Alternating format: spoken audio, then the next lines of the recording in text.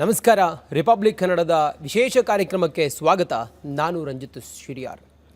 SIR ಇತ್ತೀಚೆಗೆ ಭಾರಿ ಆತಂಕಕ್ಕೆ ಒಳಗಾಗಿದ್ದು ಜನ ನಮ್ಮ ಹೆಸರು ಮತದಾರರ ಪಟ್ಟಿಯಿಂದ ಬಿಟ್ಟು ಹೋಗುತ್ತೇನೋ, ಬೇಕು ಅಂತೇಳಿ ತೆಗಿತಾರೇನೋ ಅನ್ನೋದೆಲ್ಲವೂ ಕೂಡ ಜನರ ದುಗುಡ ಆಗಿತ್ತು, ಜನರ ಆತಂಕ ಆಗಿತ್ತು. ಆದರೆ ರಿಪಬ್ಲಿಕ್ ಕನ್ನಡದಲ್ಲಿ ಯಾವಾಗ ಸಂಕ್ಷಿಪ್ತವಾಗಿ ಈ ಕುರಿತಾಗಿ ಏನಾಗುತ್ತೆ, ಏನು ಮಾಡಬೇಕು, BLOಗಳು ಮನೆಗೆ ಬಂದಾಗ ನಾವೇನು ದಾಖಲೆಗಳನ್ನು ಕೊಡಬೇಕು, ಒಂದು ವೇಳೆ ಡಿಲಿಟೇಷನ್ ಆಯಿತು ಅಂತೇಳಿ ಆದರೆ ಮುಂದೇನು, ಇದೆಲ್ಲದರ ಬಗ್ಗೆ ಒಂದು ಸಂಪೂರ್ಣವಾದಂಥ ಮಾಹಿತಿಯನ್ನು ಅಥವಾ ಕಂಪ್ಲೀಟ್ ಇದರ ಆಳ ಅಂತರಾಳವನ್ನು ತೆರೆದಿಟ್ಟ ನಂತರ ಬಹುತೇಕ ಜನ ಇದರಿಂದ ಒಂದು ಕ್ಲಾರಿಟಿಯನ್ನು ಪಡ್ಕೊಂಡಿದ್ರು. ಈಗ ಇಲ್ಲಿವರೆಗೂ ಕೂಡ SIR ಪ್ರಕ್ರಿಯೆ ನಡೆದಾಗಿದೆ. ಮುಂದೇನು, ಡಿಲೀಟ್ ಆದಂಥ ಮತದಾರರ ಹೆಸರುಗಳು ವಾಟ್ ನೆಕ್ಸ್ಟ್ ಅನ್ನೋದ್ರ ಬಗ್ಗೆ, ಅವ್ರಿಗೆ ಬೇರೆ ಏನಾದರೂ ಅವಕಾಶಗಳಿದೆಯಾ, ಇದೆಲ್ಲದರ ಬಗ್ಗೆ ನಾವಿವತ್ತು ಮತ್ತೆ SIR ವಿಚಾರವನ್ನು ಇಟ್ಕೊಂಡು ಮತ್ತೆ ನಿಮ್ಮ ಮುಂದೆ ಬಂದಿದ್ದೀವಿ. ನಮ್ಮ ಜೊತೆಯಲ್ಲಿ ನಿವೃತ್ತ commander PG Bhat, data science ತಜ್ಞರು ಮತ್ತು ಮತದಾರರ ಪಟ್ಟಿಯ ವಿಶ್ಲೇಷಕರು. ಸರ್ ನಮಸ್ಕಾರ. ಕಾರ್ಯಕ್ರಮಕ್ಕೆ ಸ್ವಾಗತ ನಿಮಗೆ.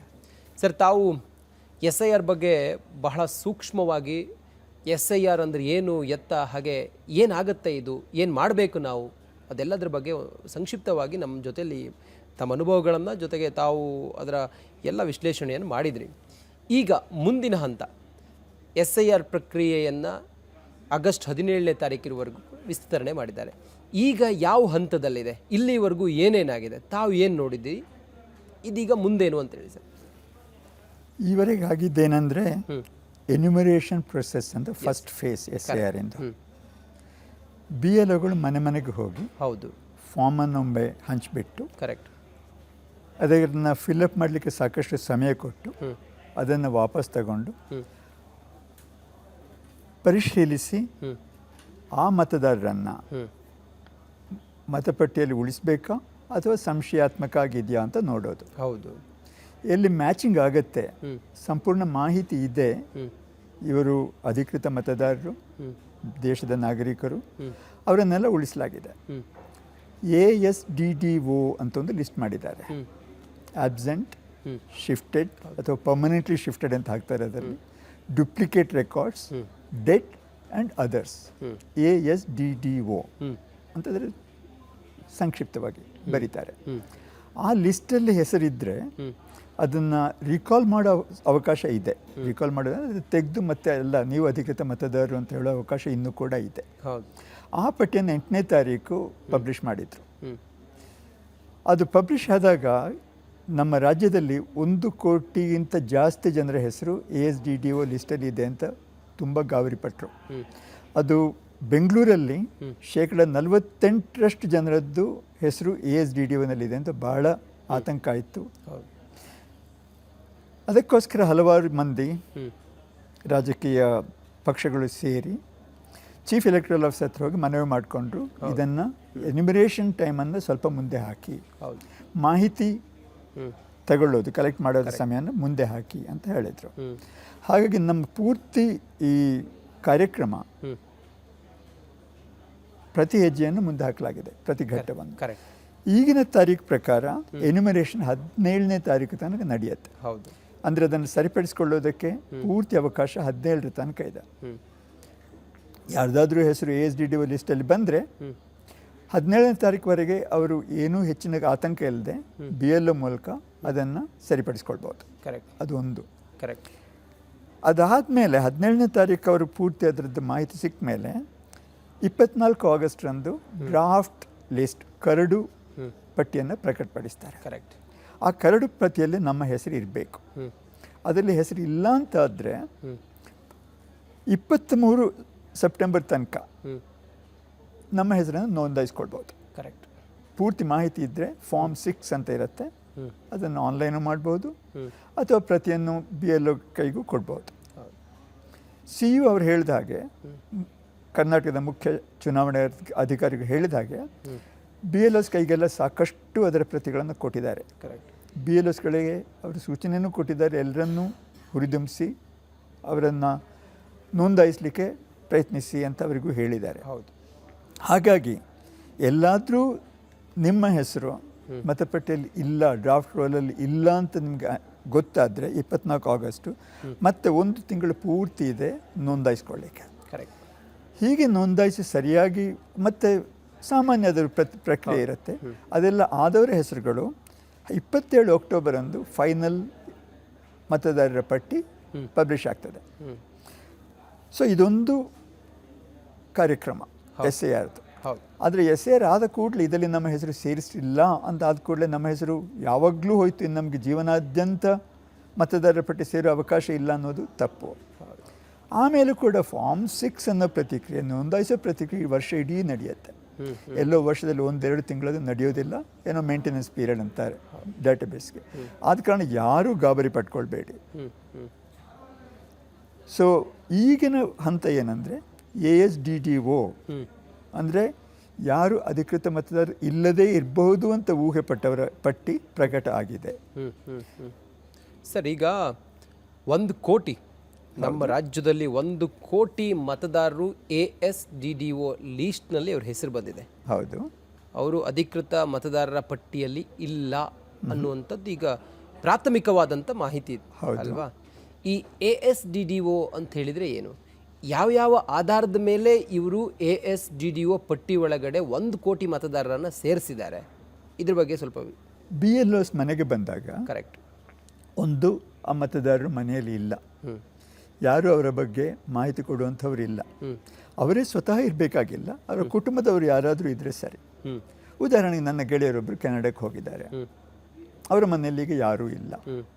ಅಲ್ಲಿಗೆ BLOs ಬಂದರೆ ಆಬ್ಸೆಂಟ್, ಮನೆ ಬೀಗ ಹಾಕಿದೆ, ಅಲ್ಲಿ ಅವರು ನೋಟಿಸ್ ಹಂಚಿ ಹೋಗ್ಬೋದು, ಅವರು ಕೆನಡಾದಿಂದ ಬರೋದು ಅಕ್ಟೋಬರ್ ಆಗುತ್ತೆ, ಅವರು ಆಬ್ಸೆಂಟ್ ಆಗ್ತಾರೆ.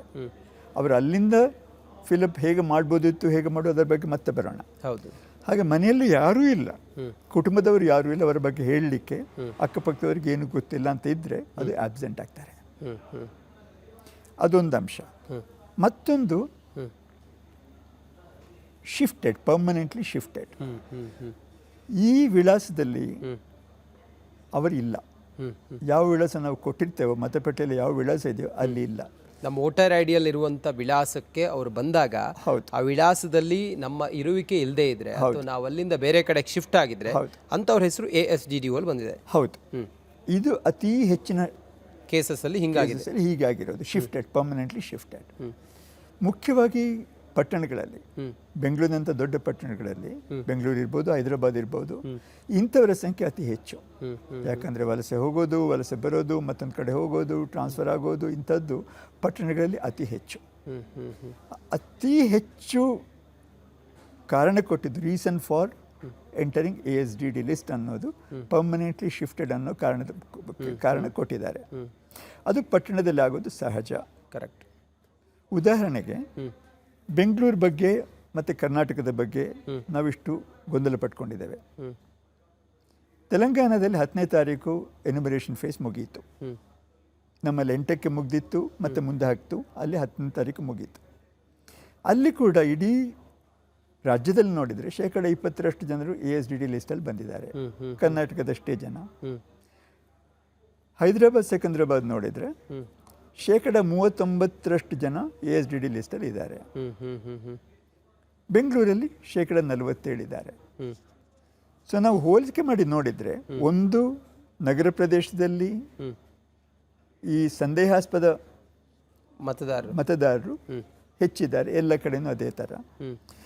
ಈಗ 39-47 ಒಂದೇ ಅಂಕೆ ಅಲ್ಲ, ಅದರ ಹತ್ರನೇ ಇವೆ. ಹೌದು. ಆದ ಕಾರಣ ಕೂಡಲೇ ಇಲ್ಲ ಇಲ್ಲಿ ಅನ್ಯಾಯ ಆಗಿದೆ ಅಂತ ಹೇಳೋದಕ್ಕೆ ಆಗಿರ್ಬೋದು, ಆಗದೇ ಇರ್ಬೋದು, ಕೂಡಲೇ ನಾವು ಗಲಾಟೆ ಮಾಡಿಕೊಂಡು ಬೀದಿಗಿಳಿಯೋದು ಸರಿಯಲ್ಲ ಅಂತೀರಿ? ಸರಿಯಲ್ಲ. ಹೌದು. ಮತ್ತು ಇನ್ನೊಂದು ವಿಚಾರ, ಈಗ SIR ಬಗ್ಗೆ ಅವರಿಗೆ ಅದರ ಗಂಭೀರತೆ ಅರ್ಥ ಆಗಿದೆ, ಇದು ಮಾಡಬೇಕು, ಇದಕ್ಕೆ ನಾವು ದಾಖಲಾತಿ ಕೊಡಬೇಕು, SIR ಪ್ರಕ್ರಿಯೆ ಆರಂಭ ಆಗುತ್ತಿದೆ ಅಂತ ಹೇಳಿದರೆ ನಾವು ಕೂಡ ಅದರ ಜವಾಬ್ದಾರರು, ನಮಗೂ ಕೂಡ ರೆಸ್ಪಾನ್ಸಿಬಿಲಿಟಿ ಇದೆ, ನಮ್ಮ ಕರ್ತವ್ಯ ಕೂಡ ಹೌದು. ಇಂಥ ಮನೋಭಾವನೆ ಇಲ್ಲದೇ ಇರೋದು ಕೂಡ ಇದಕ್ಕೆ ಕಾರಣ ಆಗಿರ್ಬೋದಾ? ಬಹಳ ಕಡಿಮೆ ಅನಿಸುತ್ತೆ ನನಗೆ. ಯಾಕಂದರೆ ಇದರ ಫಾರ್ಮೇಷನ್ ಹೇಗಾಗಿದೆ ಅಂದರೆ, BLOs ನಮ್ಮ ಮನೆಗೆ ಬರಬೇಕು, ಅವರು ಫಾರ್ಮ್ ಕೊಡಬೇಕು, ಅದೊಂದು ಪುಷ್ ಇದೆ ಅವರ ಕಡೆಯಿಂದ, ಇದು ಪುಲ್ ಅಲ್ಲ. ಮತದಾರರೇ ಹೋಗಿ ನೋಡಿ ನಮ್ಮ ಹೆಸರು ಇದೆಯೋ ಇಲ್ಲೋ ನೋಡಿ ಅನ್ನೋದಲ್ಲ, ಅವರೇ ಬಂದು ನಿಮ್ಮ ಹೆಸರು ಇದೆಯೋ ಇಲ್ಲೋ ಅಂತ ನೋಡಿದ್ರೆ ವ್ಯತ್ಯಾಸ ಇದೆ. ಕರೆಕ್ಟ್. ಈಗ ನಾರ್ಮಲ್ ಫಾರ್ಮ್ 6 ಫಿಲಪ್ ಮಾಡೋದು ಅಂತ ಹೇಳಿದರೆ ಅದೊಂದು ಪುಷ್ ಸಿಸ್ಟಮ್. ನಮ್ಮ ಹೆಸರಿಲ್ಲ ಅಂತ ನಾವೇ ಹೋಗಿ ಹೇಳ್ಕೊಳ್ಬೇಕು. ನಾವು ಹೇಳ್ದಿದ್ರೆ ಅವರೇನು ಮಾಡೋದಿಲ್ಲ, ಸುಮ್ಗಿರ್ತಾರೆ. ಇದರಲ್ಲಿ ಏನಾಗುತ್ತೆ, ಅವರೇ ಮನೆಗೆ ಬಂದು ನೋಡಿಬಿಟ್ಟು ಸರಿ ಇದೆಯೋ ಇಲ್ಲೋ ಅಂತ ನೋಡೋದು ಅವರ ಕೆಲಸ ಆಗತ್ತೆ. ಆದ ಕಾರಣ ಮತದಾರರ ಬಗ್ಗೆ ಹೆಚ್ಚೇನು ಹೇಳೋ ಹಾಗಿಲ್ಲ, ಅವರು ಸಹಕರಿಸಬೇಕು, ಅದು ಮಾತ್ರ. ಇದರಲ್ಲಿ ಮುಖ್ಯ ಪಾತ್ರ ಆ ಸಿಸ್ಟಮ್ ಡಿಸೈನ್ ಚೆನ್ನಾಗಿ ಇರಬೇಕು. ಅದು ಚೀಫ್ ಎಲೆಕ್ಟ್ರಲ್ ಆಫೀಸರ್ ಮತ್ತು ECI ಕೆಲಸ. ಅದರಲ್ಲೂ ಕುಂದುಕೊರತೆಗಳಿವೆ, ಲೋಪದೋಷಗಳಿವೆ ಅದರಲ್ಲಿ ಕೆಲವು. ಮತ್ತೊಂದು, ಈ ರಾಜಕೀಯ ಪಕ್ಷಗಳಿಗೆ ತುಂಬ ಜವಾಬ್ದಾರಿ, ಹೊಣೆಗಾರಿಕೆ ಇದೆ. ಅವರದನ್ನು ಎಷ್ಟು ಸರಿಯಾಗಿ ಮಾಡಿದ್ದಾರೆ ಅಂತ ಹೇಳೋದು ಕಷ್ಟ ಇದೆ. ಆದರೆ ನಾನು ನೋಡಿದ ಪ್ರಕಾರ BLAs, booth level agents, political ಪಾರ್ಟಿಯವರು ನಮ್ಮ ಬೀದಿಯಲ್ಲಿ ಯಾರ ಮನೆಗೂ ಬಂದಿಲ್ಲ. 7 ಅಧಿಕೃತ ಪಕ್ಷಗಳಲ್ಲಿ ಯಾರೊಬ್ಬರನ್ನು ನಾನು ಈವರೆಗೆ ನೋಡಿಲ್ಲ. ಹಾಗೆ ಮಾಡದೇ ಇರೋದು ಅವರಿಗೆ ಹಿನ್ನಡೆ ಅನ್ನುವಂಥ ನಿಜ. ಆದರೆ ಅದೇನಾಗತ್ತೆ ಅಂದರೆ, ಇದು ಇವತ್ತಿನ ವಿಷಯ ಅಲ್ಲ, ಕಳೆದ 2 ದಶಕಗಳಿಂದ ರಾಜಕೀಯ ಪಕ್ಷದವರು ಅಥವಾ ಎಲೆಕ್ಷನ್ ಕಮಿಷನ್ ಆಗಲಿ ಈ ಮತಪಟ್ಟಿಯನ್ನು ಒಳ್ಳೆ ಗುಣಮಟ್ಟದಲ್ಲಿ ಇಡಬೇಕು ಅನ್ನೋ ಕುತೂಹಲ, ಅನ್ನೋ ಕಳಕಳಿ ಇಬ್ಬಿಗೂ ಇಲ್ಲ. ನನ್ನ ಅನುಭವದ ಪ್ರಕಾರ ಎಲೆಕ್ಷನ್ ಕಮಿಷನ್ಗೂ ಇಲ್ಲ, ನಮ್ಮ ಜನಪ್ರತಿನಿಧಿಗಳು ಇಲ್ಲ. ಇದು ನನ್ನ ಸ್ವಂತ ಅನುಭವ. ಇದರ ಬಗ್ಗೆ ಸಾಕಷ್ಟು ನಾನು ಮೊದಲು ವಾದ ಮಾಡಿದ್ದೇನೆ, ಬರೆದಿದ್ದೇನೆ, ಅಧಿಕಾರಿಗಳಿಗೆ ಬರೆದಿದ್ದೇನೆ, ಭೇಟಿಯಾಗಿದ್ದೇನೆ. ಯಾರೂ ಈವರೆಗೆ ಆಸಕ್ತಿ ತೋರಿಸಿದ್ದು ನಾನು ನೋಡಿಲ್ಲ. ಇದು ಎಷ್ಟು ಗಂಭೀರ ವಿಚಾರ ಅಂತ ಹೇಳಿದರೆ, ಬಟ್ ಸರ್, ಒಂದು ರಾಜ್ಯದ, ಒಂದು ದೇಶದ ಸುಭದ್ರ ಸರ್ಕಾರಕ್ಕೆ ಅಥವಾ ಒಂದು ರಾಜ್ಯದ ಒಂದು ಸದೃಢವಾದಂತಹ ಸರ್ಕಾರವನ್ನು ತರೋದಕ್ಕೆ ಅಥವಾ ಸದೃಢವಾದ ಸಮಾಜವನ್ನು ನಿರ್ಮಿಸೋದಕ್ಕೆ ಈ ನಿರ್ಲಕ್ಷ್ಯ ಆ ಅಭಿವೃದ್ಧಿ ಮೇಲೆ ಪರಿಣಾಮ ಬೀರ್ಬೋದು, ಅಥವಾ ಅದಕ್ಕೆ ದೇಶದ ವಿಚಾರಕ್ಕೆ, ರಾಜ್ಯದ ವಿಚಾರಕ್ಕೆ ಇದು ಹೊಡೆತ ಕೊಡ್ಬೋದು ಅಂತೇಳಿ ಅನ್ಸೋದಿಲ್ಲ ತಮಗೆ? ಅವಶ್ಯ. ಯಾಕಂದರೆ ನಮ್ಮ ಮತಪಟ್ಟಿಯೇ ಸರಿ ಇಲ್ಲದಿದ್ದರೆ ಚುನಾವಣೆ ಹೇಗೆ ಸರಿಯಾಗಿ ನಡೆಯುತ್ತೆ? ಚುನಾವಣೆ ಸರಿಯಾಗಿ ನಡೆಯದಿದ್ದರೆ ಒಂದು ಪ್ರಜಾಪ್ರಭುತ್ವದ ಸಿಸ್ಟಮ್ಗೆ ಇದು ಅದಕ್ಕೆ ಒಂದು ಸ್ವಲ್ಪ ಧಕ್ಕೆ ಆಗ್ಬೋದು, ಆಗುತ್ತೆ, ಅದರಲ್ಲಿ ಸಂಶಯ ಇಲ್ಲ. ನಮ್ಮ ದೇಶ ನಿಂತಿರೋದೇ ಪ್ರಜಾಪ್ರಭುತ್ವದ ಸಿದ್ಧಾಂತದ ಆಧಾರದ ಮೇಲೆ. ಹೌದು. ನಾವು ನಮ್ಮವ್ರನ್ನ ಆಯ್ಕೆ ಮಾಡ್ತೀವಿ. ಹೌದು. ಈ ಪ್ರಕ್ರಿಯೆನೇ ಆಗದೇ ಇದ್ರೆ, ಆಯ್ಕೆ ಮಾಡಲಿಕ್ಕೆ ನಮ್ಮ ಹತ್ರ ಹಕ್ಕೇ ಇಲ್ಲ ಅನ್ನೋದಾದರೆ, ಅದಕ್ಕೆ ನಾವು ಕಾಳಜಿಯನ್ನೇ ತೋರಿಸಿಲ್ಲ ಅನ್ನೋದಾದರೆ, ಅದು ಧಕ್ಕೆ ಆಗುತ್ತೆ ಸಿಸ್ಟಮ್ಗೆ ಅನ್ನೋದು ವಾಸ್ತವ ಅಲ್ವಾ? ಅದು ವಾಸ್ತವ. ಯಾವುದೇ ಸಿಸ್ಟಮ್ ಆದರೂ ಕೂಡ ನಾವೊಮ್ಮೆ ಅದನ್ನು ಸ್ವೀಕರಿಸಿ ಅದರ ಜೊತೆ ಕೆಲಸ ಮಾಡಿ ಅದು ಚೆನ್ನಾಗಿರೋ ಥರ ನೋಡ್ಕೊಳ್ಳೋದು ನಮ್ಮ ಕರ್ತವ್ಯ, ಎಲ್ಲರ ಕರ್ತವ್ಯ. ಅದು ನಮ್ಮ ಹುದ್ದೆ ಎಷ್ಟು ಮೇಲಿರುತ್ತೋ ಆ ಕರ್ತವ್ಯದ ಹೊಣೆಗಾರಿಕೆ ಜಾಸ್ತಿ ಆಗ್ತದೆ. ಕರೆಕ್ಟ್. ಬರೀ BLOಗಳನ್ನು ಬಯೋದಲ್ಲಿ ಏನೂ ಅರ್ಥ ಇಲ್ಲ. ಖಂಡಿತ, ನಾನು ಅದೇ ಹೇಳಿದ್ದು. ಅವರು ಪಾಪ ಅವ್ರ ಕೆಲಸ ಅವ್ರು ಮಾಡ್ತಾರೆ, ನಾವು ಸಹಕರಿಸಬೇಕು ಪ್ರಜೆಗಳಾಗಿ. ಎಲ್ಲಕ್ಕಿಂತ ಮುಖ್ಯ, ಮತ್ತೆ ಹೇಳ್ತೇನೆ ನಾನು, ಎಲೆಕ್ಷನ್ ಕಮಿಷನ್ ಎಚ್ಚೆತ್ಕೊಳ್ಬೇಕು. ಅವರಿಗೆ ಗುಣಮಟ್ಟದ ಬಗ್ಗೆ ಕಾಳಜಿ ಬೇಕು. ಒಂದು ಪುಷ್ ಮಾಡಬೇಕು. ಅವರದ್ದೇನಾಗಿದೆ, ತುಂಬ ಎರೋಗೆನ್ಸ್, ತುಂಬ ಸೀಕ್ರೆಟಿವ್ ಆಗಿದ್ದಾರೆ ಎಲೆಕ್ಷನ್ ಕಮಿಷನ್ ಮೇಲಿಂದ ಕೆಳಗಿನ ತನಕ. ಇದು ಹೊಡೆತ ಕೊಡ್ತಾ ಇದೆ. ಅವಶ್ಯ. ಈಗ ASDDO ಈ ಹಿಂದೆ SIR ಪ್ರಕ್ರಿಯೆಗಳಾದಾಗ ಬೆಂಗಳೂರು ಅಥವಾ ರಾಜ್ಯದ ಮಟ್ಟಿಗೆ ಇಷ್ಟೇ ಪ್ರಮಾಣದಲ್ಲಿ 1 ಕೋಟಿ ಅಂತ ಹೇಳಿದ್ರಿ, ಬೆಂಗಳೂರಲ್ಲಿ ಸಮಥಿಂಗ್ 40 ಲಕ್ಷ ಅಂತ ಹೇಳಿದ್ರಿ. ಇಷ್ಟೇ ಹೆಸರುಗಳು ಬಂದಿತ್ತಾ ಈ ಹಿಂದೆ ಈಗ ಕಂಪೇರ್ ಮಾಡಿದಾಗ? ನೋಡಿ, 2002ರಲ್ಲಿ ಮೊದಲಿನ SIR ಆಗಿದೆ. ಹೌದು. ಆವಾಗ ಯಾವ ಸಿಸ್ಟಮು ಸರಿ ಇರಲಿಲ್ಲ. ಇಲೆಕ್ಟ್ರಲ್ ರೂಲ್ಸ್ ಮೇಂಟೈನ್ ಮಾಡೋದಕ್ಕೆ ರಾಜ್ಯ ಮಟ್ಟದಲ್ಲೇ ಇತ್ತಷ್ಟೇ ಹೊರತು ಅದು ಸೆಂಟ್ರಲೈಸ್ಡ್ ಆಗಿರಲಿಲ್ಲ, ಇಷ್ಟು ಕಂಪ್ಯೂಟರೈಸೇಷನ್ ಆಗಿರಲಿಲ್ಲ. ಹೌದು. ಯಾವುದೋ ಪ್ರೈವೇಟ್ ಪಾರ್ಟಿಯವರಿಗೆ ಅದು ಕಾಂಟ್ರಾಕ್ಟ್ ಕೊಟ್ಬಿಟ್ಟು ನೀವು ಮಾಡಿ, ನೀವು ಒಂದು ವೋಟರ್ ರಿಜಿಸ್ಟ್ರೇಷನ್ಗೆ 10 ರೂಪಾಯಿ ಕೊಡ್ತೇವೆ ಅಂತ ಏನೋ ಹೇಳಿಬಿಟ್ಟು ಆ ಥರ ಆಗಿತ್ತು. ಅವಾಗ ಸರ್ ಮಾಡಿದ್ರು ಒಂದೇ, ಮಾಡದೇ ಇದ್ರೂ ಒಂದೇ. ಯಾಕಂದರೆ ಆ ಸಿಸ್ಟಮೇ ಸರಿ ಇರಲಿಲ್ಲ 2002ರಲ್ಲಿ. ಹೌದು, ಹಂಗಾಗಿತ್ತು. ಆವಾಗ ಅದನ್ನೇ ರೆಫರ್ ಮಾಡಿಕೊಂಡು ಆವಾಗ ಹೇಗಿತ್ತು ಅನ್ನೋದು ಆವಾಗ ಸರಿ ಇರಲಿಲ್ಲ. ಆದರೆ ಈಗ ಆಧುನೀಕರಣ ಆಗಿದೆ. ಹೌದು. ಕಂಪ್ಯೂಟರೈಸ್ ಆಗಿದೆ, AI ತಂತ್ರಜ್ಞಾನಗಳು ಬಂದಿದ್ದಾವೆ. ಹೀಗಿರುವಾಗ ನಮ್ಮ ವ್ಯವಸ್ಥೆ ಇನ್ನಷ್ಟು ಸುಲಲಿತ ಆಗಬೇಕು ಅಲ್ವಾ? ನೋಡಿ, ಈಸಿ ಆಗಬೇಕು. ಕಳೆದ 18 ವರ್ಷಗಳಿಂದ ವ್ಯತ್ಯಾಸ ಆಗಿದೆ. ಸ್ವಲ್ಪ ಮುಂದೆ ಹೋಗಿದೆ, ಮುಂದುವರೆದಿದೆ. ನಾವು ಫಾರ್ವರ್ಡ್ ಆಗಬೇಕು ಅಂತ. ಇನ್ನೂ ಬಹಳ ಸುಲಭವಾಗಿ ತುಂಬ ಚೆನ್ನಾಗಿ ಮಾಡ್ಬೋದಿತ್ತು, ಅದು ಮಾಡಿಲ್ಲ. ಕಳೆದ ತಪ್ಪುಗಳನ್ನಾದರೂ ಸರಿಪಡಿಸ್ಕೊಂಡಿದ್ದಾರೆ ಕೆಲವನ್ನ, ಎಲ್ಲ ಅಲ್ಲ. ಎಲ್ಲೆಲ್ಲಿ ತಪ್ಪಾಗಿತ್ತು, ಏನು ಸರಿಯಾಗಿದೆ? ಉದಾಹರಣೆಗೆ 2012-13ರಲ್ಲಿ ನೋಡಿದರೆ ಎಪಿಕ್ ನಂಬರ್ ಅಂದರೆ ಅದು ನಿಮ್ಮ ಬ್ಯಾಂಕ್ ಅಕೌಂಟ್ ಇದ್ದ ಹಾಗೆ, ಪ್ರೈಮರಿ ಕೀ, ಅದೇ ಡೂಪ್ಲಿಕೇಟ್ ಇತ್ತು. ಈಗ ನಿಮ್ಮ ಬ್ಯಾಂಕ್ ಅಕೌಂಟು ನನ್ನ ಬ್ಯಾಂಕ್ ಅಕೌಂಟು ಒಂದೇ ಆದರೆ, ಒಂದೇ ನಂಬರ್ ಇದ್ದರೆ ಸರಿ, ಬ್ಯಾಂಕ್ ನಡೆಯೋದಿಲ್ಲ ತಾನೆ. ಅದೇ ಹೆಂಗಾಗತ್ತೆ? ಅದೇ ಥರ ಈ ಎಪಿಕ್ ನಂಬರೇ ಡೂಪ್ಲಿಕೇಟ್ ಇತ್ತು ಒಂದು. ಮತ್ತೊಂದು ಪ್ರಾಯ ನೋಡಿ, 0 ವರ್ಷದಿಂದ 4000 ವರ್ಷದವರೆಗೂ ಪ್ರಾಯ ಕೊಟ್ಟಿದ್ರು ಮತಪಟ್ಟಿಯಲ್ಲಿ. ಯಾಕಾಯಿತು, ಹೇಗಾಯಿತು ಅನ್ನೋ ವಿವರ ಈಗ ಬೇಕಾಗಿಲ್ಲ, ಈ ಚರ್ಚೆಗೆ ಸಂಬಂಧಿಸಿದ್ದಲ್ಲ. ಈಗ 18ರಿಂದ 100 ವರ್ಷ, 110 ವರ್ಷದವರೆಗೆ ಕಾಣಿಸುತ್ತೆ ಹೊರತು 18 ವರ್ಷದಿಂದ ಕಡಿಮೆಯವರು ಕಾಣಿಸ್ತಾ ಇಲ್ಲ.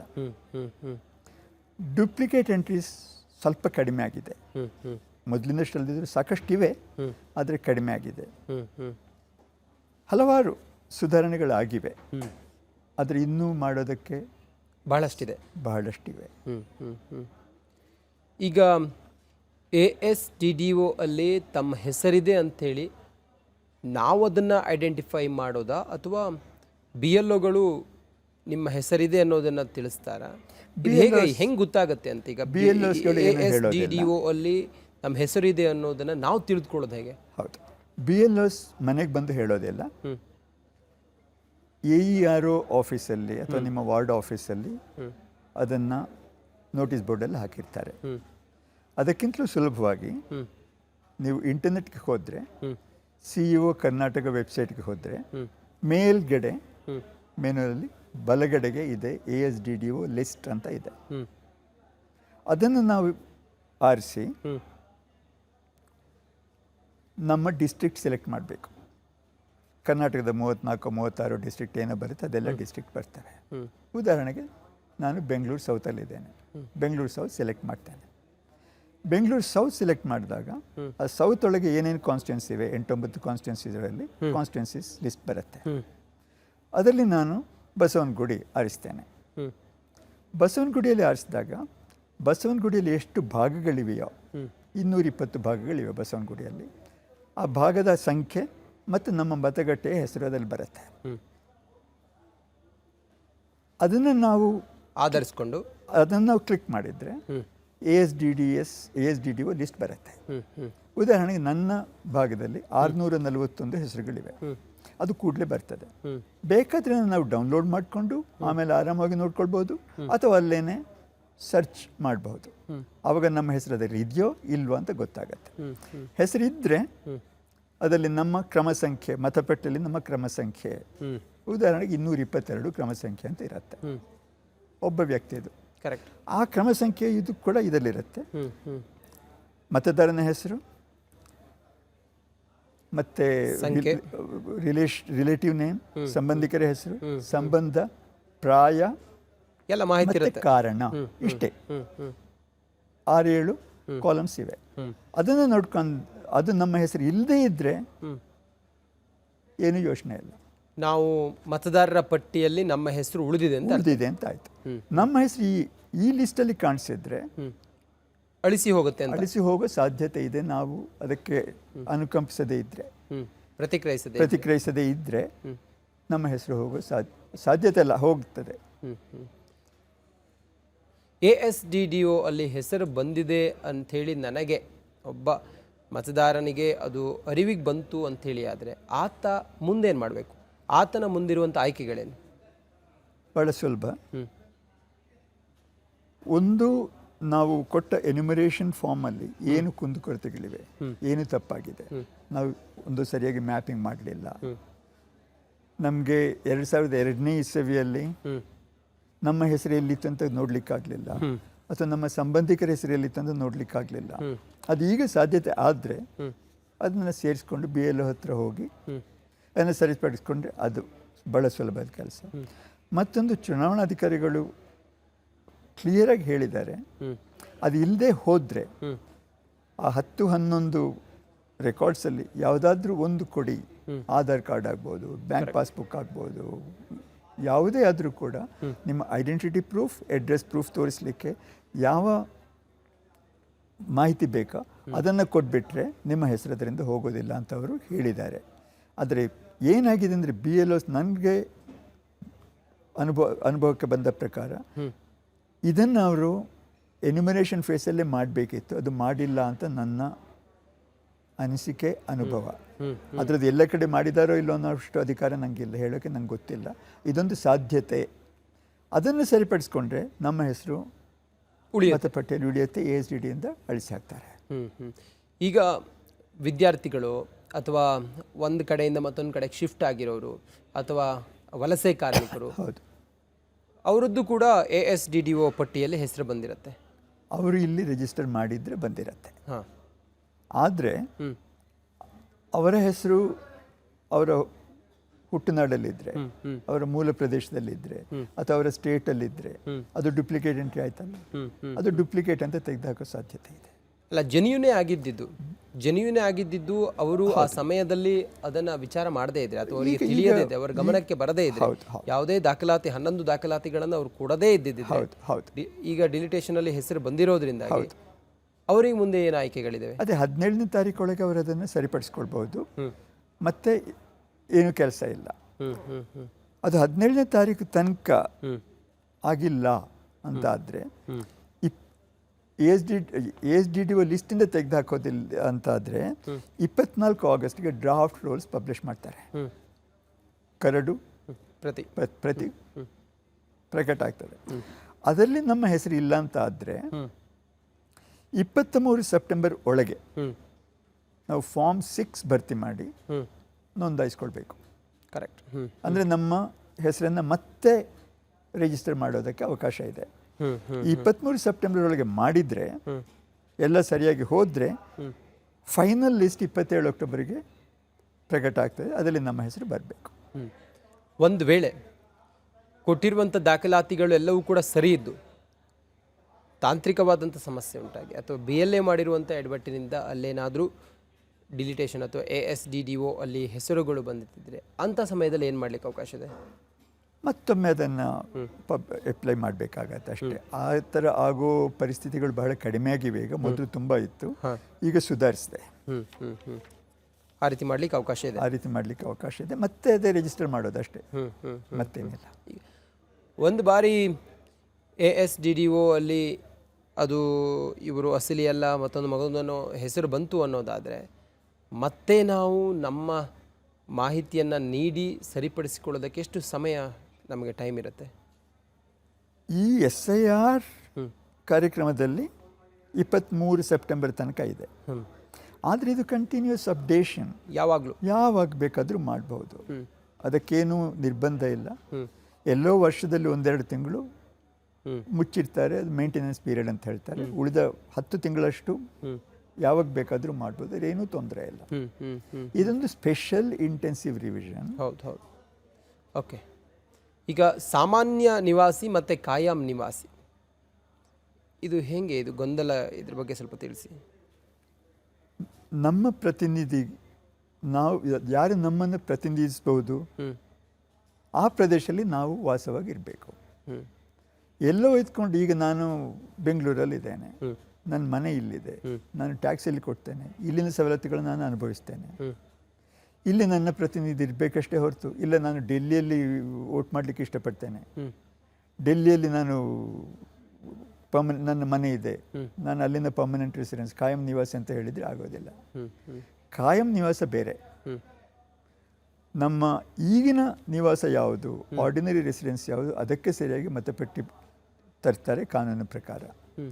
ಆದರೆ ಸ್ವಲ್ಪ ಸಮಯಕ್ಕೆ ಹೊರಗಿದ್ದು ಮತ್ತೆ ವಾಪಸ್ ಹೋಗೋ ಅವಕಾಶ ಇದ್ದರೆ, ಉದಾಹರಣೆಗೆ ನೀವು ವಿದ್ಯಾರ್ಥಿಗಳು ಅಂತ ಹೇಳಿದ್ರೆ, ಅಥವಾ ಯಾರೋ ಒಂದು ಟೆಂಪರರಿ ಡ್ಯೂಟಿ, ಈಗ ಒಬ್ರು ಕೆನಡಾಕ್ಕೆ ಹೋದ್ರು ಅಂತ ಹೇಳಿದೆ, ಅವರ ಇದ್ರೂ ಕೂಡ ಮತ್ತೆ ಬರ್ತಾರೆ.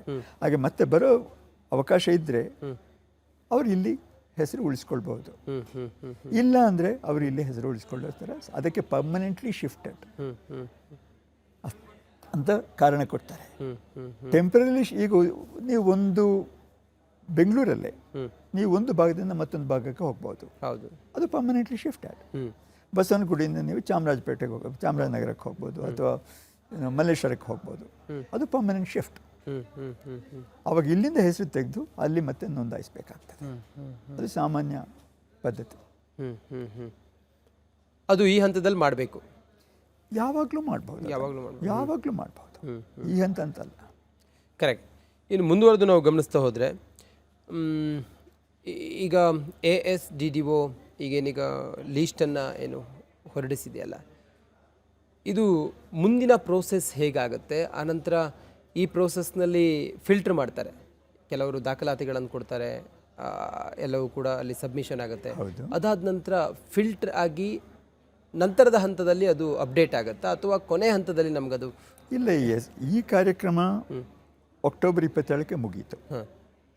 ಅದಾದಮೇಲೆ ಸಾಮಾನ್ಯವಾಗಿ ಸಿಸ್ಟಮೆಟಿಕ್ ರಿವ್ಯೂ ಅಂತ ಇರುತ್ತಲ್ಲ, ಅದಾಗ್ತಿರುತ್ತೆ. ಸಮ್ಮರಿ ರಿವಿಷನ್ ಅಂತ, SSR, ಸ್ಪೆಷಲ್ ಸಮ್ಮರಿ ರಿವಿಷನ್ ಅಂತ ವರ್ಷಕ್ಕೊಮ್ಮೆ ಇಡೀ ವರ್ಷ ಆಗ್ತಿರ್ತದೆ. ಅದರಲ್ಲಿ ನಮ್ಮ ಹೆಸರನ್ನು ಯಾವಾಗ ಬೇಕಾದರೂ ಸೇರಿಸ್ಕೊಳ್ಬೋದು. ಕರೆಕ್ಟ್. ಎರಡೆರಡು ಕಡೆಗಳಲ್ಲಿ ಈಗ ಅವರು ಗುರುತಿನ ಚೀಟಿಯನ್ನು ಹೊಂದಿರ್ತಾರೆ. ಆ ಎರಡೆರಡು ಕಡೆಗಳಲ್ಲಿ ಗುರುತಿನ ಚೀಟಿಯನ್ನು ಹೊಂದಿರೋದು ಅದು ಅಪರಾಧವಾ? ಅದು ಅಪರಾಧ. ಅಪರಾಧ. ಅದು ಕಾನೂನಿನ ರೀತಿಯಲ್ಲಿ ಅಥವಾ CEO ರೂಲ್ಸ್ ಪ್ರಕಾರ ಅದು ಅಪರಾಧ. ಓಕೆ.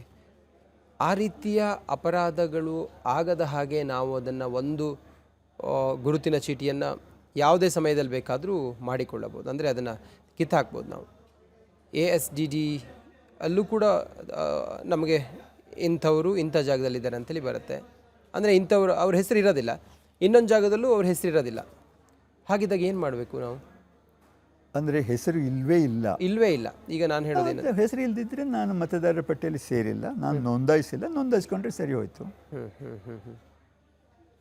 ಎರಡು ಕಡೆ ಇರುವಂಥದ್ದು ಹೆಂಗೆ ಗೊತ್ತಾಗುತ್ತೆ? ಎರಡು ಕಡೆ ಇರೋದು ಸರಿಯಾಗಿ ನೋಡಿದರೆ, ಉದಾಹರಣೆಗೆ ಹಂತ ಹಂತವಾಗಿ ನೋಡ್ಬೋದು. ಒಂದು, ನನ್ನ ಹೆಸರು ನನ್ನ ಸಂಬಂಧಿಕರ ಹೆಸರು ಸೇರಿಕೊಂಡು ಅದೇ ರೀತಿ ಸೇರಿಕೊಳ್ಳುವವರ ಸಂಖ್ಯೆ ಎಷ್ಟಿದೆ. ಒಂದು, ಅದೇ ಮನೆಯಲ್ಲಿ ಕರೆಕ್ಟ್ ಇದರದು 99% ಡೂಪ್ಲಿಕೇಟ್ ಅಂತ. ಅದೇ ಭಾಗದಲ್ಲಿದ್ದರೆ 50-60% ಡೂಪ್ಲಿಕೇಟ್ ಎಂಟ್ರಿ. ಅದೇ ಕಾನ್ಸ್ಟಿಟ್ಯೂನ್ಸಿಯಲ್ಲಿದ್ದರೆ 25-30 ಇರ್ಬೋದು. ಯಾವುದೇ ದೇಶದ ಭಾಗದಲ್ಲಿದ್ದರೆ ಅದು 5-6 ಇರ್ಬೋದು. ಅದಾದಮೇಲೆ ಅದನ್ನು ಶಾರ್ಟ್ ಲಿಸ್ಟ್ ಮಾಡಿದ ಮೇಲೆ ಗುರುತಿನ ಫೋಟೋ ಇರುತ್ತೆ, ಫೋಟೋ ಕಂಪೇರ್ ಮಾಡಿ ನೋಡ್ಬೋದು ಸಾಫ್ಟ್ವೇರ್ ಮೂಲಕ. ಹೌದೌದು. ಫೋಟೋ ಕಂಪ್ಯಾರಿಸನ್ ಆದರೆ ಮತ್ತೆ ಫಿಸಿಕಲ್ ವೆರಿಫಿಕೇಷನ್ಗೆ ಹೋಗಬೇಕು. ಇದು ಹಂತ ಹಂತವಾಗಿ ಮಾಡಿದರೆ ತುಂಬ ಕಷ್ಟದ ಕೆಲಸ ಅಲ್ಲ. ಇನ್ನು ನಿಖರತೆ ಮತ್ತು ಗುರುತಿಸುವಿಕೆ ತಾಂತ್ರಿಕ ಅಂಶಗಳು ಪಟ್ಟಿಯ ಗುಣಮಟ್ಟವನ್ನು ಅಳೆಯೋದಕ್ಕೆ ಹೇಗೆ ಸಹಾಯ ಮಾಡ್ತವೆ? ಇದು ಮತ್ತೊಂದು ಅಧ್ಯಾಯ. ಈಗ ಇಷ್ಟು 1 ಕೋಟಿಗಿಂತ ಜಾಸ್ತಿ ಜನರನ್ನು ಮತಪಟ್ಟಿಯಿಂದ ತೆಗೆದುಹಾಕೋ ವ್ಯವಸ್ಥೆ ಆಗ್ತಾ ಇದೆ. ASDDO ಪಟ್ಟಿಯಲ್ಲಿ ಇದೆ. ಅಥವಾ ಬೆಂಗಳೂರಲ್ಲೇ ನೋಡಿದರೆ ಸಾಮಾನ್ಯ 45 ಲಕ್ಷದಷ್ಟು ಜನರನ್ನು ತೆಗೆದುಹಾಕೋದಿದೆ. ಬೆಂಗಳೂರಿಗೆ ಬರೋಣ, ಒಂದು ಸ್ಯಾಂಪಲ್ ಮಾದರಿಯಾಗಿ ನೋಡಲಿಕ್ಕೆ. ಯಾಕಂದರೆ ಅತಿ ಹೆಚ್ಚು ಧಕ್ಕೆ ಬಂದಿದ್ದು ಬೆಂಗಳೂರಲ್ಲಿ ಅಂತ ಅಂದ್ಕೊಳ್ಳೋಣ. ಹೌದು. ನಾವೇನು ಮಾಡಬೇಕಂದ್ರೆ ಕ್ರಮ ಪ್ರಕಾರವಾಗಿ ಇದೆ ಸ್ಟ್ಯಾಟಿಸ್ಟಿಕಲ್ ಮೆಥಡ್. ಯಾವುದೇ ವಿಷಯ ನಮಗೆ ಸಿಕ್ಕರೂ ಕೂಡ ಅದರ ನಿಖರತೆ ಎಷ್ಟಿದೆ, ಅದರ ಗುಣಮಟ್ಟ ಎಷ್ಟಿದೆ ನೋಡಲಿಕ್ಕೆ ಭಾಳ ಸುಲಭ ಅಂದರೆ ಅದೊಂದು ತತ್ವ. ಹೌದು. ಒಂದು ಸ್ಯಾಂಪಲ್ ತಗೊಳ್ಬೇಕು. ಬೆಂಗಳೂರಿಗೆ ಸೀಮಿತವಾಗಿ ಇಟ್ಕೊಂಡ್ರೆ ಒಂದು 20 ಕಾನ್ಸ್ಟಿಟ್ಯೂನ್ಸಿನ ತಗೊಳ್ಳೋಣ. ಇಲ್ಲ, ಬೆಂಗಳೂರಲ್ಲಿ ಇರೋದೇ 28, 10 ಕಾನ್ಸ್ಟಿಟ್ಯೂನ್ಸಿನ ತಗೊಳ್ಳೋಣ. ಅದು ರ್ಯಾಂಡಮ್ಲಿ. ಇಲ್ಲ ನನಗೆ ಬಸವನಗುಡಿನೇ ನೋಡಬೇಕು, ಅದು ನನಗೆ ರಾಜರಾಜೇಶ್ವರಿ ನಗರನೇ ನೋಡಬೇಕು ಅಂತಲ್ಲ, ರ್ಯಾಂಡಮ್ಲಿ ತಗೊಳ್ಬೇಕು. ಸರಿ. ತಗೊಂಡ್ಮೇಲೆ ಅದರಲ್ಲಿ ಮತ್ತೊಮ್ಮೆ ರ್ಯಾಂಡಮ್ಲಿ ಒಂದಷ್ಟು ASDDO ಲಿಸ್ಟನ್ನು ತಗೊಳ್ಬೇಕು. ಒಂದು 20 ತಗೊಳ್ಳೋಣ. ಈ 20ರಲ್ಲಿ ಮತ್ತೊಂದು ಆ ಮತಪಟ್ಟಿಯಲ್ಲಿ 20 ತಗೊಂಡ್ರೆ ASDD ಲಿಸ್ಟ್ ತಗೊಂಡ್ರೆ ಅದರಲ್ಲಿ ಒಂದು 40 ತಗೊಳ್ಳೋಣ ಎಲ್ಲದರಿಂದ. ಒಟ್ಟು ಸೇರಿ ಒಂದು 4,000 ಮತದಾರರ ಹೆಸರು ನಮಗೆ ಸಿಗ್ಬೋದು. ಈ 4,000 ಮತದಾರರ ಹೆಸರನ್ನು ಆ ಪಟ್ಟಿಗಳ ಗುಣಮಟ್ಟ ಹೇಗಿದೆ ಅಂತ ನೋಡೋದು ಮತ್ತೊಂದು ವಿಷಯ.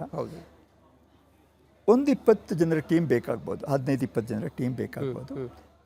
ಅವರ ಮನೆಗಳಿಗೆ ಹೋಗಿ ಇದು ನಿಜವಾಗ್ಲೂ ಅವರು ಪರ್ಮನೆಂಟ್ಲಿ ಶಿಫ್ಟೆಡ್, ಡೆಡ್, ಡಿಲೀಟೆಡ್ ಅಂತ ನಿಖರಪಡಿಸಬೇಕು. ಇದು ಸೋಷಿಯಲ್ ಆಡಿಟ್ ಥರ.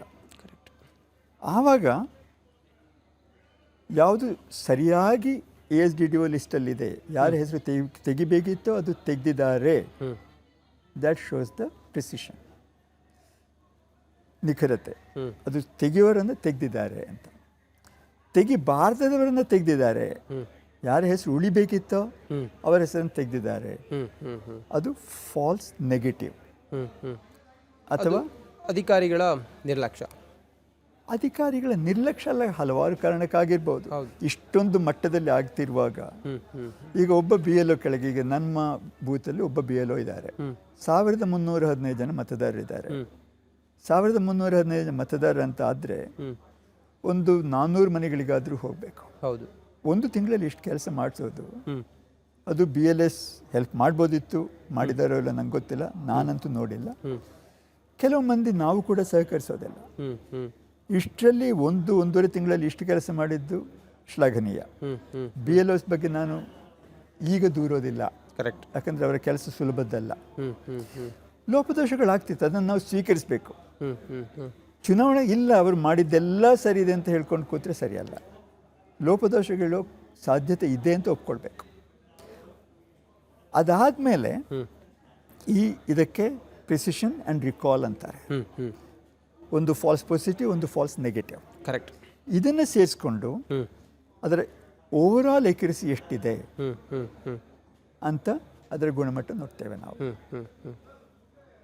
ಅಂದರೆ falls positive divide by falls positive plus true positive, ಅದು ಎಕ್ಯುರಸಿ ಆಗುತ್ತೆ. Recall true positive divide by true positive plus falls negative. Formula ಬಿಟ್ಬಿಡಿ, ಅದಕ್ಕೊಂದು ಸರಿಯಾದ ಮಾರ್ಗ ಇದೆ. ಇದು ಮಾಡಿಬಿಟ್ಟು ಮತ್ತು ನಾವು ಎಷ್ಟು ಸ್ಯಾಂಪಲ್ ನೋಡಿದ್ದೇವೆ ಅಂತ ಹೇಳಿಕೊಂಡು, ಬಹಳ ಚಿಕ್ಕ ಸ್ಯಾಂಪಲ್ ಅಥವಾ ದೊಡ್ಡ ಸ್ಯಾಂಪಲ್, ದೊಡ್ಡದಾದಷ್ಟು ಅದರ ನಿಖರತೆ ಜಾಸ್ತಿ, ಗುಣಮಟ್ಟ ಜಾಸ್ತಿ.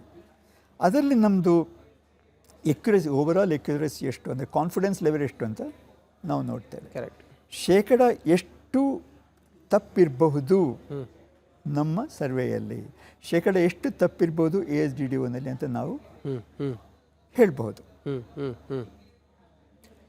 ವಿಜ್ಞಾನ ಪೂರಕವಾಗಿ ಹೇಳ್ಬೋದು, ಸ್ಟ್ಯಾಟಿಸ್ಟಿಕ್ಸ್ ಮೂಲಕ ಹೇಳ್ಬೋದು. ಅದರ ಮಟ್ಟ ಚೆನ್ನಾಗಿದ್ದರೆ ಗಾಬರಿ ಪಟ್ಕೊಳ್ಳೋದಕ್ಕೆ ಅವಕಾಶ ಇಲ್ಲ. ಎಲ್ಲ ಒಂದೆರಡು ಲೋಪದೋಷಗಳು ಇದ್ದೇ ಇರ್ತವೆ, ಅದರ ಬಗ್ಗೆ ನಾವು ಸುಮ್ಮನೆ ಬೀದಿಯಲ್ಲಿ ಹೋಗಿ ಗಲಾಟೆ ಮಾಡೋದಲ್ಲ. ಅದರಲ್ಲೇ ತೊಂದರೆ ಇದ್ದರೆ ಮತ್ತೆ ಆಳಕ್ಕೆ ಹೋಗಬೇಕು, ಯಾಕೆ ಸರಿಯಾಗಿಲ್ಲ. ಕರೆಕ್ಟ್. ಓಕೆ. ಈಗ ಉದಾಹರಣೆಗೆ ನನಗೆ ಪ್ರಕಟ ಆಗಿ ಸಿಕ್ಕಿದಷ್ಟು ಸಮಯದಲ್ಲಿ ನಾನು ಬಸವನಗುಡಿದು ನೋಡಿದೆ, ಎಲ್ಲ ತಗೊಂಡು ನಮ್ಮ ಭಾಗದ್ದು ನೋಡಿದರೆ ಪೂರ್ತಿ ಎಲ್ಲ, ನಾನು ಭಾಳ ಚಿಕ್ಕ ಸ್ಯಾಂಪಲ್ ನೋಡಲಿಕ್ಕೆ ಆಯ್ತು ಅಷ್ಟೇ. ಒಬ್ಬನೇ ಮಾಡೋ ಕೆಲಸ ಅಲ್ಲ ಇದು, ಮನೆ ಮನೆಗಳಿಗೆ ಹೋಗಿ ಮಾಡೋದು. ನಾನು ಸಾಮಾನ್ಯ 30 ಮಂದಿಯ ಹೆಸರನ್ನು ನೋಡಿದೆ. ಸರಿ. ASDDO ಲಿಸ್ಟಲ್ಲಿರೋದು 30 ಮಂದಿಯ ಹೆಸರನ್ನು ನೋಡಿದೆ. ಈ 30 ಮಂದಿ ಅಂದರೆ ಅವರ ಹೆಸರನ್ನು ತೆಗೆದುಹಾಕಲಾಗತ್ತೆ ಅನ್ನೋ ಸೂಚನೆ. ಈ 30 ಮಂದಿಯಲ್ಲಿ 22 ಮಂದಿದ್ದು ಸರಿಯಾಗಿ ಮಾಡಿದ್ದಾರೆ, ಅಂದರೆ ಅವರ ಮನೆಯಲ್ಲಿ ವಾಸವಾಗಿಲ್ಲ, ಕೆಲವರು ಮೃತಪಟ್ಟಿದ್ದಾರೆ. 22 ಮಂದಿದ್ದು ತೆಗೆದು ಹಾಕಬೇಕಿತ್ತು 30 ಮಂದಿಯಲ್ಲಿ. 2 ಮಂದಿದ್ದು ಅಂದರೆ ಅದು ಟ್ರೂ ಪಾಸಿಟಿವ್, 22 ಟ್ರೂ ಪಾಸಿಟಿವ್ ಆಯಿತು. ಕರೆಕ್ಟು. 2 ಜನರದ್ದು ಹೆಸರು ಇರಬೇಕಿತ್ತು ಪಟ್ಟಿಯಲ್ಲಿ, ASDDOನಲ್ಲಿ ಇರಬಾರ್ದಿತ್ತು, ಅದು ಇದೆ. ಇದು ಫಾಲ್ಸ್ ನೆಗೆಟಿವ್. ಅಂದರೆ ಅವರು ತೆಗೆದುಹಾಕೋದಕ್ಕೆ ಕಾರಣ ಇಲ್ಲದಿದ್ದರೂ ನೀವು ಹಾಕಿದ್ದೀರಾ, ಅದು ಸರಿಪಡಿಸ್ಕೊಳ್ಬೋದು, ಅದು ಸರಿಪಡಿಸ್ಕೊಳ್ಬೋದು.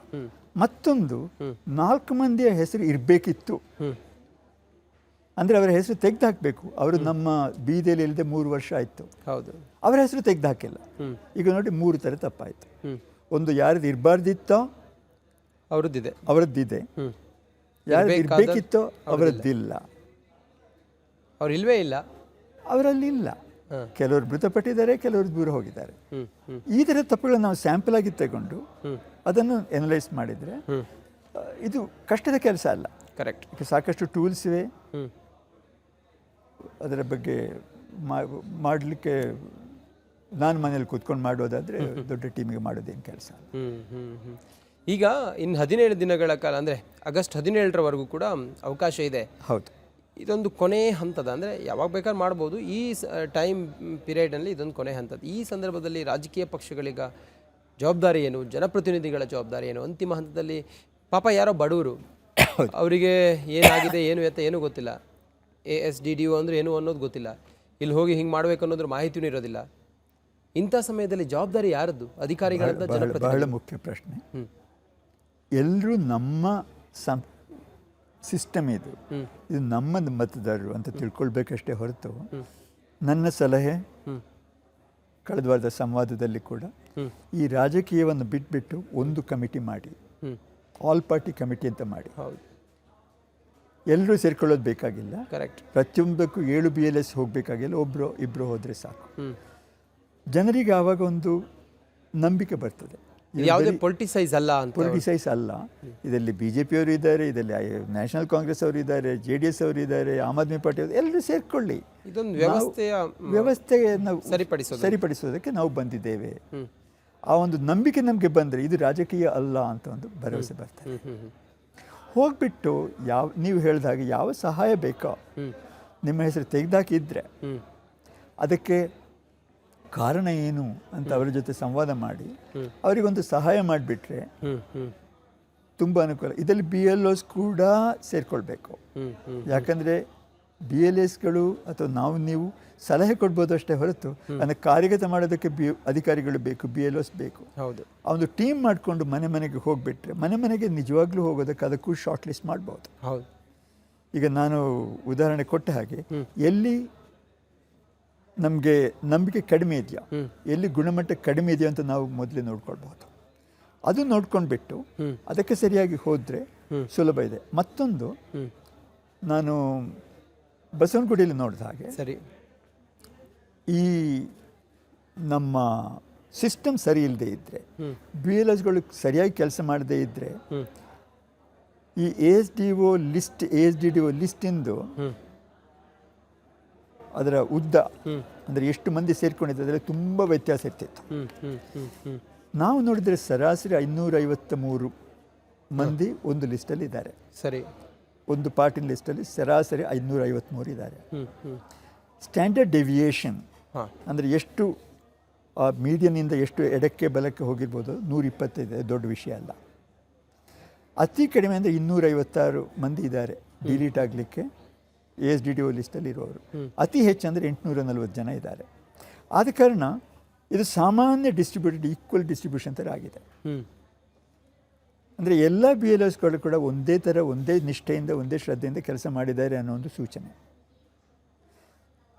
ಇದನ್ನು ಮಾತ್ರ ಈಗ ಇದು ಸರಿಯಾದ ಸ್ಯಾಂಪಲ್ ಅಲ್ಲ, ಯಾಕಂದ್ರೆ ನಾನು ಒಂದು ಮತದಾರ ಅಸೆಂಬ್ಲಿ ಕಾನ್ಸ್ಟಿಟ್ಯೂನ್ಸಿ ಮಾತ್ರ ನೋಡಿದ್ದೆ.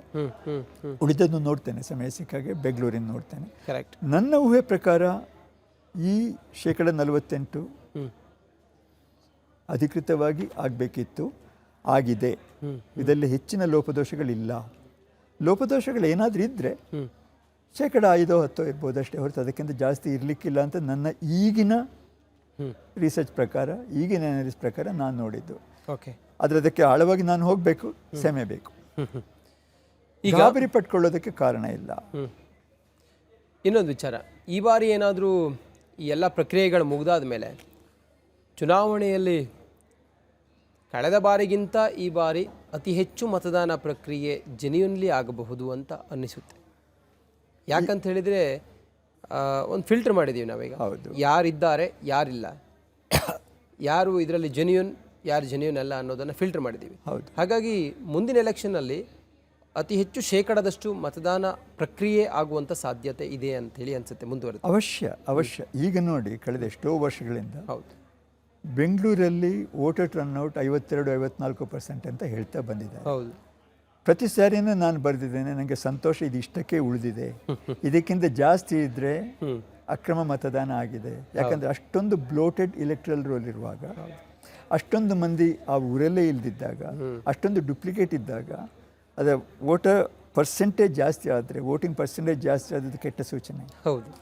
ಈಗ ಅದೆಲ್ಲ ಸರಿಪಡಿಸಿದ್ರೆ ವೋಟರ್ ಟರ್ನ್ಔಟ್ ಪರ್ಸೆಂಟೇಜ್ ವೆಸ್ಟ್ ಬೆಂಗಾಲಲ್ಲಿ ಆ ಥರ 90% ಹೋಗದಿದ್ರೂ ಕೂಡ 75-80 ಆಗೋ ಸಾಧ್ಯತೆ ಇದೆ. ಹೌದು. ಬಹುಶಃ ಇದೆಲ್ಲ ಒಂದು ಕ್ಲಾರಿಟಿ ನಮ್ಗೆ ಈ ಚುನಾವಣೆ ಎಲ್ಲ ಸಿಗ್ತದೆ. ನಮಗೀಗ ಗ್ರೇಟರ್ ಬ್ಯಾಂಗ್ಳೂರಿಂದ ಅದು BBMP ಎಲೆಕ್ಷನ್ ಆದಾಗಲೇ ಗೊತ್ತಾಗ್ತದೆ. ಹೌದು. ತಾವೇನು ಹೇಳ್ತೀರಿ? ಈ ಹಂತದಲ್ಲಿ ಈಗ SIR ಪ್ರಕ್ರಿಯೆ ನಡೀತಾ ಇದೆ, ಹೌದು, ಇಲ್ಲಿವರೆಗೆ ಬಂದಿದೆ. ಹೌದು. ತಾವು ಸಾಮಾನ್ಯ ಜನರಿಗೆ ಏನು ಹೇಳ್ತೀರಿ? ಸಾಮಾನ್ಯ ಜನರಿಗೆ ನಾನು ಹೇಳೋದಿಷ್ಟೇ, ವ್ಯವಸ್ಥೆ ಬಗ್ಗೆ ನಂಬಿಕೆ ಉಳಿಸ್ಕೊಳ್ಳಿ. ಅನ್ಯಾಯ ಆಗ್ತಾ ಇದೆ, ನಮ್ಮ ಹೆಸರನ್ನು ಯಾಕೋ ತೆಗೆದಾಗ್ತಾ ಇದ್ದಾರೆ, ನಾವು ಹಿಂದುಳಿದವರು ನಮ್ಮ ಹೆಸರು ಹೋಗ್ತದೆ, ನಾವು ಮುಸ್ಲಿಮರು ನಮ್ಮ ಹೆಸರು ಹೋಗ್ತದೆ, ನಾವು BJPಗೆ ಸೇರಿ ನಮ್ಮ ಹೆಸರು ಹೋಗ್ತದೆ, ನಾವು ಕಾಂಗ್ರೆಸ್ಗೆ ಸೇರಿದಕ್ಕೆ ಹೆಸರಾಗ್ತಾರೆ. ಆ ಥರ ಯಾವ ವಿವಾದಕ್ಕೂ ಸೇರ್ಕೊಳ್ಬೇಡಿ. ಅದರಲ್ಲಿ ಯಾವುದೂ ಹುರುಳಿಲ್ಲ. ಉದಾಹರಣೆಗೆ ನಾನು 22 ಮತ್ತು 2 ಮತ್ತು 4 ನೋಡಿದ್ರಲ್ಲಿ ಹಿಂದುಳಿದವರ ಸಂಖ್ಯೆ 5% ಇಲ್ಲ. ನಾನಲ್ಲಿ ಯಾವುದಕ್ಕೆ ನಂಬಿಕೆ ಇಲ್ದಿದ್ರೂ ಕೂಡ ನಮ್ಮ ವ್ಯವಸ್ಥೆ ಪ್ರಕಾರ ಹಿಂದುಳಿದವರು, ದಲಿತರು ಅನ್ನೋ ಹೇಳೋ ವ್ಯವಸ್ಥೆಯಲ್ಲಿ ಅಂಥವರು ಯಾರೂ ಇಲ್ಲ. ಅದರ ಬದಲಾಗಿ ಆ 4 ಜನರ ಹೆಸರು ಯಾರನ್ನು ತೆಗೆದಾಕಿಲ್ಲೋ ಅದರ OBC. ಅದಕ್ಕೆ ವಿರುದ್ಧವಾಗಿ ನಾನು ವಾದ ಮಾಡಬಹುದು. ಆ ವಾದ ಸರಿಯಲ್ಲ. ಅದಕ್ಕೆ ಇದು ಜಾಗ ಅಲ್ಲ, ಸಮಯ ಅಲ್ಲ. ಅದು ಯಾವುದಕ್ಕೂ ಹುರುಳಿಲ್ಲ. ಅದೆಲ್ಲ ರಾಜಕೀಯ ಗೊಂದಲ ಅಷ್ಟೇ. ಯಾವುದನ್ನು ನಂಬೇಡಿ, ನಂಬಿಕೆ ಇಟ್ಕೊಳ್ಳಿ, ವ್ಯವಸ್ಥೆ ಸರಿ ಆಗ್ತದೆ. ಓಕೆ. ಈಗ ನಾವು ಕೊನೆಯದಾಗಿ ಗಮನಿಸ್ತಾ ಬಂದರೆ ಎಲ್ಲ ಒಂದು ವ್ಯವಸ್ಥೆಯನ್ನು ಸರಿಪಡಿಸೋದಿದು. ನಾವು ಮತ್ತೆ ನಮ್ಮ ಹಕ್ಕನ್ನು ನಾವು ಸರಿಪಡಿಸ್ಕೊಳ್ಳೋದು ಅಥವಾ ಅದರಲ್ಲಿ ಏನಿದ್ರು ಸಣ್ಣ ಪುಟ್ಟ ತಪ್ಪುಗಳಿದ್ರೆ ಸರಿ ಮಾಡಿಕೊಳ್ಳೋದು, ಇದೆಲ್ಲವೂ ಕೂಡ ಇರುವಂಥ ವಿಚಾರ. ಯಾರು ಆತಂಕ ಪಡೋದು ಬೇಡ ಅಂತ ಹೇಳ್ತೀರಿ? ಹೌದು, ಆತಂಕ ಪಡೋದು ಬೇಡ ಅಂತ ಹೇಳ್ತೀರಿ. ಈ ಅಕ್ಟೋಬರ್ ಹೊತ್ತಿಗೆ ಈಗ ಫೈನಲ್ ಲೀಸ್ಟ್ ಏನು ಬರುತ್ತಲ್ಲ, ಹೌದು, ಆ ಲೀಸ್ಟ್ ಬಂದಾದ ನಂತರ ಹೌದು, ನಾವು ಮತ್ತೆ ನಮ್ಮ ಡಿಲಿಟೇಷನ್ ಆಗಿರುವಂತಹ ಅಥವಾ ಈ ASDDO ಅಲ್ಲಿ ಇರುವಂಥ ಹೆಸರುಗಳನ್ನು ನಾವು ಸಪ್ರೇಟಾಗಿ ನಮ್ಮ ನೋಂದಣಿ ಮಾಡ್ಕೊಳ್ಳೋದಾದರೆ, ಗುರುತಿನ ಚೀಟಿಯನ್ನು ನಾವು ಮಾಡಿಸ್ಕೊಳ್ಳೋದಾದರೆ ಸರಾಸರಿ ಎಷ್ಟು ದಿನ ಬೇಕಾಗುತ್ತೆ? 1 ತಿಂಗಳು. 1 ತಿಂಗಳು. 1 ತಿಂಗಳಲ್ಲಿ ನಮಗೆ ಗುರುತಿನ ಚೀಟಿ ಬಂದುಬಿಡುತ್ತೆ. ಹೌದು, ಬಂದುಬಿಡುತ್ತೆ. ಹಾಗಾದರೆ ಇದು ಏನೇ ಷಡ್ಯಂತ್ರ ಆದರೂ ಕೂಡ ಹೌದು, ಮುಂದಿನ ಚುನಾವಣೆ ಒಳಗಡೆ ನಾವು ಸರಿಪಡಿಸ್ಲಿಕ್ಕೆ ಅವಕಾಶ ಇದೆ. ನಿತ್ಯ ನಿರಂತರ ನಡೆಯೋದಿದೆ. ಹೌದು. ಕೊನೆಯದಾಗಿ ವ್ಯವಸ್ಥೆಗೆ ಏನು ಹೇಳ್ತೀರಿ ಸರ್? ಇಲ್ಲಿವರೆಗೂ ಇಷ್ಟ ಆಗಿದೆ, ಜನರಿಗೊಂದು ಮೆಸೇಜ್ ಕೊಟ್ರಿ, ಹೌದು, ಅಧಿಕಾರಿಗಳಿಗೆ, ಸಿಬ್ಬಂದಿಗಳಿಗೆ ಕೊನೆಯ ಹಂತದಲ್ಲಿ ಜನರ ಪರವಾಗಿ ಒಂದು ಸಲಹೆ ಕೊಡೋದಾದರೆ ಏನು ಕೊಡ್ತೀರಿ? ನಮ್ಮ ವ್ಯವಸ್ಥೆಯನ್ನು ಸರಳೀಕರಿಸ್ಬೋದು, ಗೊಂದಲ ಕಡಿಮೆ ಮಾಡ್ಬೋದು. ಈಗ ಏನಾಗಿದೆ, ರೂಲ್ಸಲ್ಲಿ ಏನಿದೆಯೋ ಅದನ್ನೇ ಸರಳಪಡಿಸ್ಬೇಕು. ಯಾರ ಕರ್ತವ್ಯ ಏನಿದೆ ಅದು ಮಾಡಲಿಕ್ಕೆ ಸಾಧ್ಯ ಇದೆಯೋ ಇಲ್ವೋ ಅಂತ ನೋಡಬೇಕು. ಉದಾಹರಣೆಗೆ ಹೇಳ್ತೇನೆ, BLOs ಅವರ ಲಿಸ್ಟ್ ಆಫ್ ರೆಸ್ಪಾನ್ಸಿಬಿಲಿಟೀಸ್, ಅವರಿಗೆ ಏನೇನು ಜವಾಬ್ದಾರಿ ಇದೆ ಅಂದರೆ 29 ಜವಾಬ್ದಾರಿಗಳಿವೆ ಅವರಿಗೆ ಎಲೆಕ್ಷನ್ ಕಮಿಷನ್ ಪ್ರಕಾರ. ಆ 21ರಲ್ಲಿ ಆ ಜವಾಬ್ದಾರಿಗಳೇನು ಅಂತಲೇ ಅವರಿಗೆ ಗೊತ್ತಿಲ್ಲ, ಗೊತ್ತಿರೋದಕ್ಕೆ ಸಾಧ್ಯನೂ ಇಲ್ಲ. ಅವ್ರು ಏನೇನು ಮಾಡಬೇಕು ಅವ್ರು ಮಾಡೋ ಅಷ್ಟು ಅವರಿಗೆ ಆಸಕ್ತಿನೂ ಇರೋದಿಲ್ಲ, ಸಾಧ್ಯತೆಯೂ ಇರೋದಿಲ್ಲ. ಎಲ್ಲ ಡಿಜಿಟೈಸ್ ಮಾಡಿದ ಮೇಲೆ ಕಂಪ್ಯೂಟರ್ ಮೂಲಕ ಏನು ಮಾಡಬಹುದೋ ಅದನ್ನೆಲ್ಲ BLOsಗೆ ತಳ್ಳಿ ಅವರು ಮಾಡೋದಿಲ್ಲ, ನಾವು ಮಾಡೋದಿಲ್ಲ. ಈ ಥರ ಗೊಂದಲಗಳು ಹಲವಾರಿವೆ. ಸರಳಗೊಳಿಸಿ, ಜನತೆಯ ಮಾತು ಕೇಳಿ, ಉದ್ದಟತನ ಬಿಡಿ, ವ್ಯವಸ್ಥೆ ಸರಿ ಹೋಗ್ತದೆ. ನಾವು ಹೇಳಿದ್ದೇ ಸರಿ, ನೀವು ಯಾರು ನಮ್ಮನ್ನು ಕೇಳೋದಕ್ಕೆ ಅನ್ನೋ ಮನೋಭಾವನೆ ಬಿಟ್ಬಿಡಿ ಅಂತ ಅಧಿಕಾರಿಗಳು ಹೇಳೋದು. ರಾಜಕೀಯದ ಪಕ್ಷದವರಿಗೆ ಹೇಳೋದು, ಈ ಎಲ್ಲ ವಿಷಯಕ್ಕೂ ರಾಜಕೀಯ ತರಬೇಡಿ. ಎಲ್ಲರೂ ಭ್ರಷ್ಟರು, ದುಷ್ಟರು, ವೋಟ್ ಚೋರಿ ಆಯ್ತು ಅದೆಲ್ಲ ಹೇಳೋದಕ್ಕೆ ಯಾವುದೂ ಮಾಹಿತಿ ಇಲ್ಲದೆ, ಯಾವುದೂ ಆಧಾರ ಇಲ್ಲದೆ ಬರೀ ಬೊಗಳೆ ಮಾತಾಗ್ತದೆ. ಅದು ನಿಮ್ಮ ಮೇಲೆ ಗೌರವ ಕಡಿಮೆ ಮಾಡಿಸ್ಕೊಳ್ಬೇಡಿ. ಜನತೆಗೆ ಹೇಳೋದು ಯಾವುದಕ್ಕೂ ಗಾಬರಿ ಪಟ್ಕೊಳ್ಬೇಡಿ, ಸಹಕರಿಸಿ ತಿಳಿಯೋದಕ್ಕೆ ಪ್ರಯತ್ನ ಪಡಿ. ಎಲ್ಲ ತಪ್ಪು, ಯಾವುದು ಸರಿ ಇಲ್ಲ, ಇದ್ರ ವೋಟ್ ಹಾಕಿದ್ರಿಂದ ಏನಾಗುತ್ತೆ ಆ ಥರನೂ ಪಟ್ಕೊಳ್ಬೇಡಿ. ಅಥವಾ ನಮಗೆ ವೋಟರ್ ಗುರುತು ಚೀಟಿ ಇಲ್ಲ ಅಂತ ಹೇಗೆ ಮಾಡಿಸ್ಕೊಳ್ಳೋದು, ಈಗ ಏನು ಮಾಡೋಣ ಅಂತ ಗಾಬರಿನೂ ಪಟ್ಕೊಳ್ಳಿ. ಎಲ್ಲದಕ್ಕೂ ವ್ಯವಸ್ಥೆ ಇದೆ, ಸರಿ ಹೋಗುತ್ತೆ. ನಮ್ಮ ವ್ಯವಸ್ಥೆ ಆಪ್ಟಿಮಲ್ ಅಲ್ಲ, ಅದರೊಂದು ವ್ಯವಸ್ಥೆ ಇದೆ ನಮ್ಮಲ್ಲಿ. ಅಧಿಕಾರಿಗಳ ಬಗ್ಗೆ ನಾನು ಹೇಳ್ಬೋದು, ರಾಜಕೀಯದ ಬಗ್ಗೆ ಹೇಳ್ಬೋದು, ಅದರೊಂದು ವ್ಯವಸ್ಥೆ ಇದೆ ನಮ್ಮಲ್ಲಿ. ಚುನಾವಣೆಗಳು ನಡೀತಾ ಇವೆ, ಚೆನ್ನಾಗಿ ನಡೀತಾ ಇವೆ. ದೂಷಣೆ ಎಷ್ಟೇ ಇರಲಿ ಆದರೂ ಕೂಡ ಅದರಲ್ಲಿ ಸಾಕಷ್ಟು ಒಳ್ಳೆ ಗುಣಗಳಿವೆ, ಅದನ್ನು ಹೊಗಳೋಣ, ಇದನ್ನು ಮುಂದುವರಿಸ್ತಾ ಹೋಗೋಣ, ಇದಕ್ಕಿಂತ ಚೆನ್ನಾಗಿ ನಡೆಸೋಣ. ತಪ್ಪಿದ್ದಲ್ಲಿ ಸರಿಪಡಿಸ್ಕೊಳ್ಳೋಣ.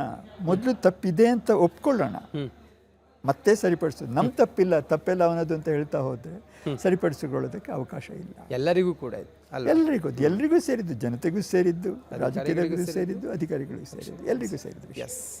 ಎಸ್ ಬಹುಶಃ ಈ ಹೊತ್ತಿಗೆ ಜನರಿಗೆ ಇಷ್ಟು ಮಾಹಿತಿ ಇನ್ನಷ್ಟು ಅವರನ್ನು ಅಭಯ ಹಸ್ತದಿಂದ ನೋಡೋ ಹಂಗಾಗಿದೆ, ಅಥವಾ ಅವರನ್ನು ಯಾವುದೇ ಆತಂಕ ಬೇಡ, ಹಿಂಗಾದರೆ ಹಿಂಗೆ ಮಾಡ್ಬೋದು ಅನ್ನುವಂಥ ಮಾಹಿತಿ ನೀಡಿದಂಗೆ ಆಯಿತು.